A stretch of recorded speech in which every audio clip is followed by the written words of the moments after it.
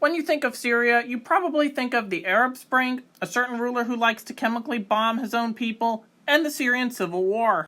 However, Syria is also the world's largest narco-state as of June 2024.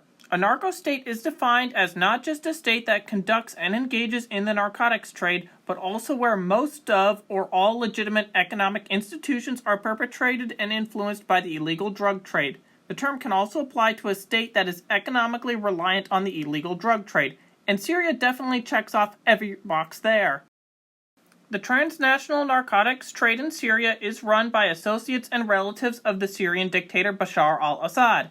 The industry is run by a clandestine network of warlords, drug cartels, crime families, and businessmen that are loyal to the Assad dynasty, who are all operating across the regions of Syria and Lebanon. The Syrian drug trade mainly produces Captagon, which is a highly addictive amphetamine and is popular within the Arab world.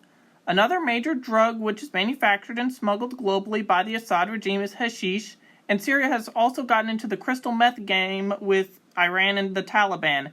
In 2021, the export of illegal drugs eclipsed the country's legal exports, leading to the New York Times calling Syria the world's newest narco-state.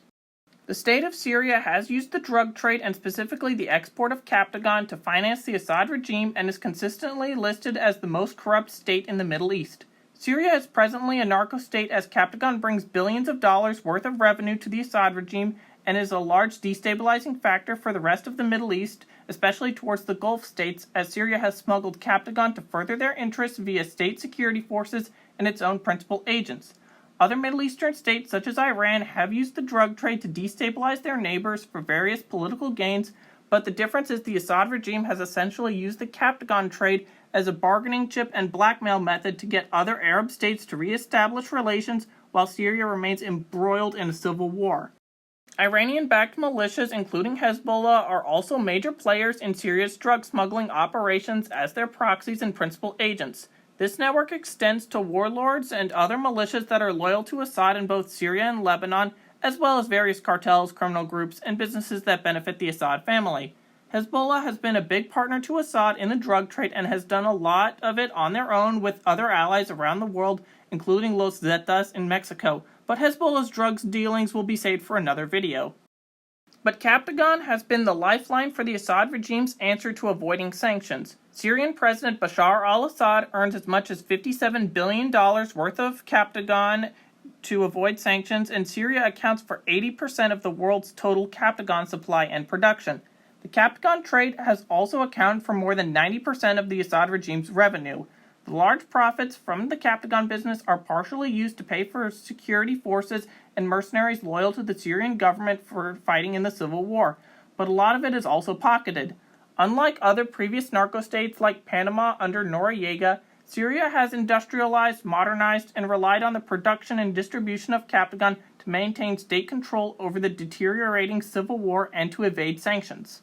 President Assad's brother, Major General Maher al-Assad, leads Syria's Republican Guard and the elite 4th Armored Division, which forms the backbone of Syrian security forces within the Syrian military intelligence. Maher plays a central role in the coordination of Syria's production and illicit distribution of Captagon. The 4th Armored Division has protected and facilitated the production of the drug and makes sure that the traffickers and militias get through checkpoints unharmed. These militias have been trained in military tactics and strategies to launch professional raids into Jordan and on the Jordanian border, as well as to smuggle Captagon. Syria's Captagon trade has not just affected the state's evasion of sanctions, but has also proven to be a large destabilizing factor in the Middle East and has led to President Bashar al-Assad to lead the re-establishment of relations with the Gulf states. Captagon has become a bargaining chip that Assad uses to hold against states like Jordan, the United Arab Emirates, Saudi Arabia, and more as Syria has waged a drug war across the Middle East through Iranian militias. Egyptian and Turkish security forces have previously seized shipments of marijuana and hashish from Syria in 2020, estimated to have been worth $3.4 billion. But in the first quarter of 2022 alone, the Jordanian military engaged smugglers on the border with Syria and seized 17,000 packs of hashish and 17 million pills of Captagon, indicating a mass spike in production and distribution. Additionally, Saudi authorities found 47 million pills in a flour shipment in Riyadh from Syria by Hezbollah smugglers.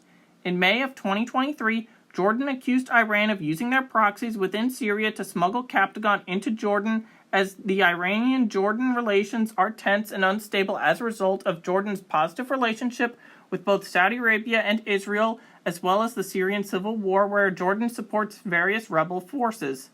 Iran and Syria are also allies and have wanted to both punish and profit from their enemies and countries allied with their enemies, such as Jordan.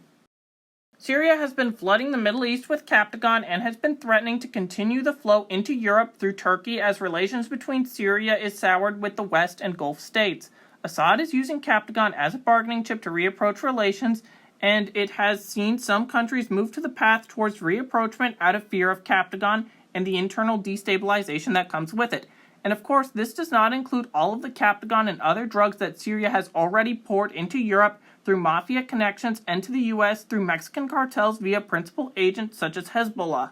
To sum a lot of this up, Syria has been sanctioned as it has decided to go to the drug trade in order to earn money, as well as to also blackmail other states and get them to reapproach relationships. Counter-narcotics movements against Syria have occurred but have also been slow and done little with the Assad regime's escalating drug production and distribution. Jordan has just begun to militarize its border against Syria's smugglers and principal agents.